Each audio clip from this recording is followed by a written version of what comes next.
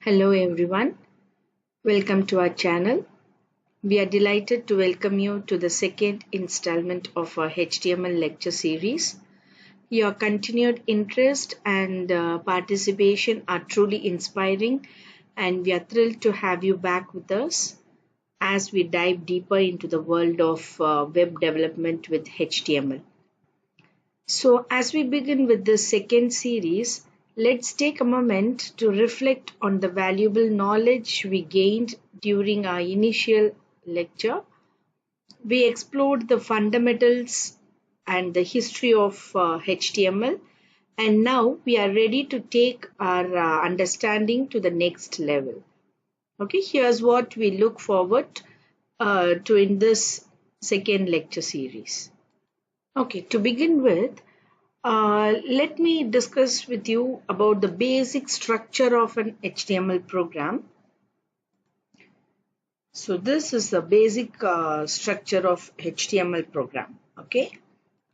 So here we have the structure of HTML program where we start with the angle brackets, HTML and head, and we have closed the head, body tag, and the HTML has been closed here. Actually, the first tag in an HTML document is always this HTML. So this will tell the browser reading the page that the text that follows should be as HTML. Okay. So after the HTML tag, you need to give your page a head and a title tag, and then the text you type after title will be displayed in the title bar of the browser window, and this is the only required element in the head. Okay, so under head what we have is the title tag. Okay, so this will be displayed in the title bar of the browser. So whatever you are going to type inside this title will be displayed inside in the browser title bar. Okay, fine. So this is the tag that we use. This is the only tag that we use in this head. Okay, so we use this angle brackets to start up with the HTML program, and initially all the document in the HTML starts only with HTML, and then inside the head we have title, and this title will be displayed in the title bar of the browser window, and this is the only required element in the head section. So you then what you need is to close these tags. So it has been closed, the title has been closed, and the head section has been closed, and after the head and the title you put the body tag, so you can create the main part of your page. So whatever has to be written, the main part of the main part will be given only inside this body tag. So at the end of your page you must close the body tag. So we have opened the body tag, and the body of the content or the main part of your page will be given here, and then this has been closed using this slash body, and at the end of your page you must also have a closing tag of HTML. Okay, so this is the basic structure of HTML program. So we shall see a simple example how an HTML program is exactly structured. Okay, so this is the layout, this is the structure format that I have given here. So I have written a simple HTML code using a structure. As I told you already, this is the structure that we follow. And here we have the HTML, which starts only with the HTML and the head, and head contains the information about the document. Okay, this is what I was telling you. So head contains only the information about the document, which will not be displayed actually, which will not be displayed in the within the main page itself.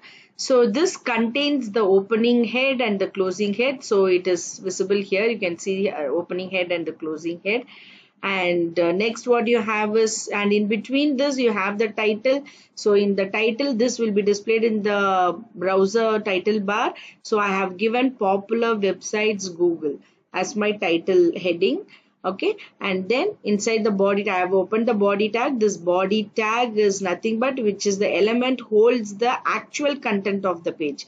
So I have written the actual content here that will be viewed in a browser. So this also contains the opening tag, that is the opening body tag, and the closing body tag. Okay, so finally I have to close this HTML code. Okay, so this text file has to be saved now. So I am just saving my file, giving save as. So I am saving it in some location, and my file name as sample 1 dot with the extension HTML. So all HTML files has to be saved with the extension as .html. Okay, so save this file as sample.html in your HTML folder, then give save your work. Okay, so my document has been saved. So I'm just going to show you how my document is going to run now. Okay, so this is the sample program. I can just show you. So this is the place where my program has got saved. I've given the name as sample. Okay, so I'm just opening it in my browser using open with. Okay, fine. So you could see here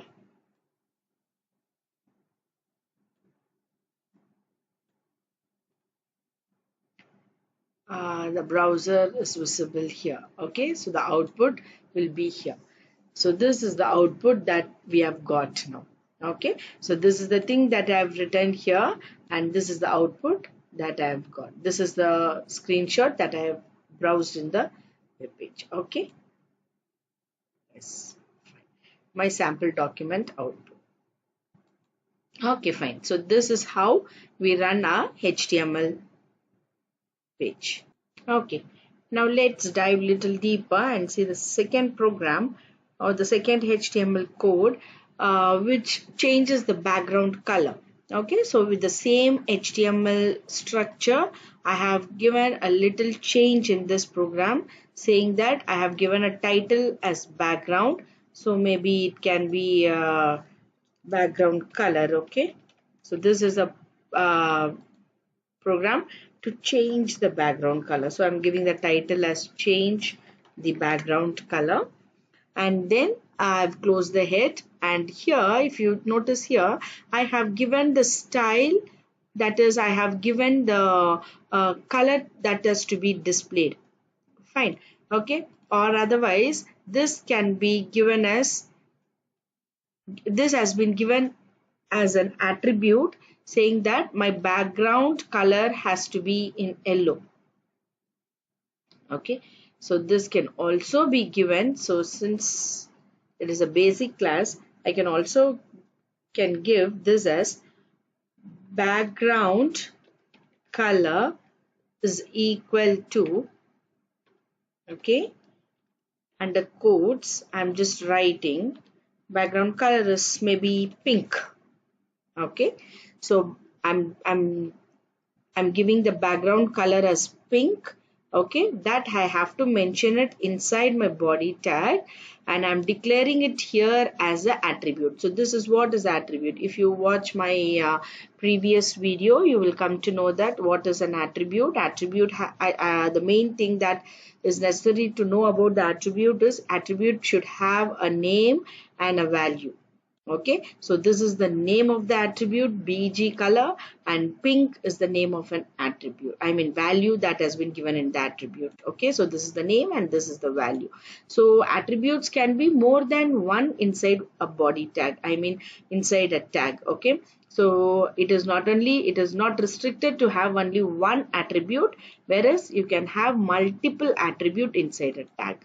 Okay, so this gives us a background of pink color. So let me save this program again. So I'm just saving it in my HTML. I'm just saving this in my HTML folder. So I'm creating some folder here as HTML folder. So I'm saving it inside this. So this is my second program as background. Okay, background dot HTML. Okay, I've just saved here. So let me open the folder HTML folder. Okay. So one more thing that I have to tell you here is in my program, I've also used a tag called as P. So this tag is called the paragraph tag, and anything typed inside or anything typed between the opening paragraph and the closing paragraph tags will be displayed as a paragraph. Note here, one more thing is that I have given here as COLOR, color. So this is spelled in the American way. Okay. So again, I'm saving it in my. I'm just clicking Control S, and then I wanted to run my program. I'm just opening it in my browser. Oh, fine. So this is the output that I have given. Is that clear? So I have given my background as pink, and I have also mentioned to have the title as change the background color, and the paragraph that has been given here is my last page was dull, and this one has a background color. So this has been displayed here. You can see here it has been displayed, and my title bar is this, where I have the title bar name as title as change the background color, and then I have the background pink and the text that I have written in the paragraph. Okay, this is an excellent example. So this is how it should look, something like, okay, when I write a program and when I wanted to view it in the browser. So now we have an example for HTML headings. So HTML headings are titles or subtitles that you wanted to display on a web page. Okay. So actually this HTML headings are defined from, as you can see here, from H1 to H6 tags. And this H1 tags defines the most important heading, and H6 defines the least important heading. Okay. So browsers automatically add some spaces before and after a heading, and these headings are very important because search engines use these headings to index the structure and content of your web pages. So like users often skim a page by its headings. It is important to use headings to show a document structure. Normally we use headings because we wanted to structure a document, right? Okay, so this H1 heading should be used for the main headings, and followed by H2 for the less important, and H3 and so on. Okay, so this is how they use headings. Okay, so use HTML headings for headings only, and we never use this for bold or something. So if you want bigger headings, we can also use some other attribute styles, which we'll be seeing later in the later sessions. Okay, so let me check out with this how this exactly works. So I can also change the color here as BG color equal to blue. Last time I have given us pink, and now I'm checking out with blue. Okay, so I'm saving the file again with a different name. So this is all about headings. So I'm giving my file name as heading.html. So I'm saving it inside my HTML folder. So let me view it in my browser. Oh, fine. So with the blue background, my heading tags can be listed here. You can see here text heading 1, which has been given heading 1 has been bigger comparing to the last heading tag H6. Okay, fine. So this is the range that has been given. So that is why I told you. So heading tags should be used for the main headings, followed by H2, and then less important H3, and so on. Okay, so in such a way it has been listed here.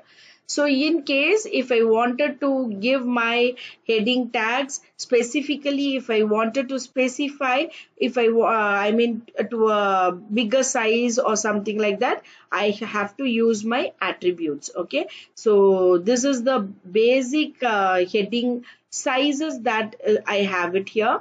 So in case if I wanted to change the sizes which I preferably want, I have to use the attribute. So we can also edit our text, or I mean lines of codes, how to change the font size and how I'm going to work out with that font size. Okay, so in the same program I would like to change and show you how this font size works. Okay, let me show you here.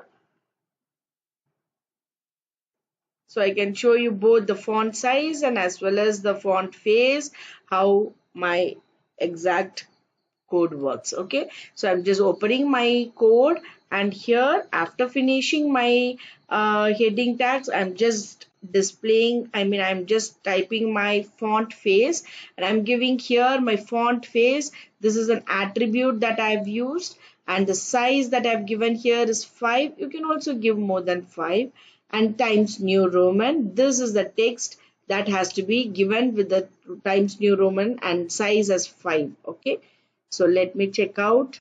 I'm just saving it again, and I'm checking out with my browser. I'm refreshing it. You could see here. So this is the font of 5, and the font size of 5, and the font face is Times New Roman. So let me change once again with something else, with something else that is to 15 size. I'm just saving it with Control S, and I'm refreshing my page. Wow, you can see that the Times New Roman and the font size has become bigger in size. So these are used only for the headings, and this is mainly used to make your sizes bigger. That has to be viewed in the browser. Okay. Hope I'm not confusing you. Okay, maybe let me explain to you with another example program. Okay, just look at here. So here I have a program with the same structure, HTML head, under head I have written title, and this is an example for font element where I have used my H2, and I also used an attribute called as align equal to center, where it makes the setting font size in the center of my page. And here this is what I was teaching you in the previous example. My font size I've given as 1, and this text has to be displayed with the font size 1. So I have opened my font. So I have just closed it here, and I have also used one more tag which is called as break tag. And there is another important thing that you have to know is break tag doesn't have an opening or closing tags. Okay, you can either use open or close. You can use it in such a way how I've used here. So I've given different font sizes so that when it is viewed in the browser, it will be more easier for you to understand how exactly it is working on with. Okay, so this is with the font size 1, 2, 3, 4, 5, 6, 7, and again I have set the setting as a relative font size. So I've given here with the size of 4 minus 1, 2, and then here along with the font size, as I told you before, an attribute can have I'm sorry, a tag can have more than one attribute. Okay, so it has to be separated only with the single space. So this is one attribute where I have the attribute name and the attribute value, and this is another attribute. This is the name and this is the value. Okay, so I have used two attributes in a single tag, and the tag name is font. Okay, under font tag I have an attribute 1 and the attribute 2. My attribute 1 is size and its value is 7. My second attribute is face and its value is Times New Roman. Okay, so I have used it for different font phases. Okay, let us check out now how it works. So I'm saving this file again in my HTML folder. So I'm giving it here as heading.html. So I'm just saving it here. Okay, I think heading I have it already. So I'll save it with a different name, maybe font.html. Fine, save. So let me open my browser. Let me check out how it works. Oh, fine. See here. So this is the text that I have given with the font size 1, 2, 3, 4. It increases the sizes, and this is almost 7. And this is text which is displaying with the font size of 4. Okay. And this is the place where I've given my font face. And this is, for example, for the font color. Okay. So this is the best example for displaying the text color, the text font, and the font face.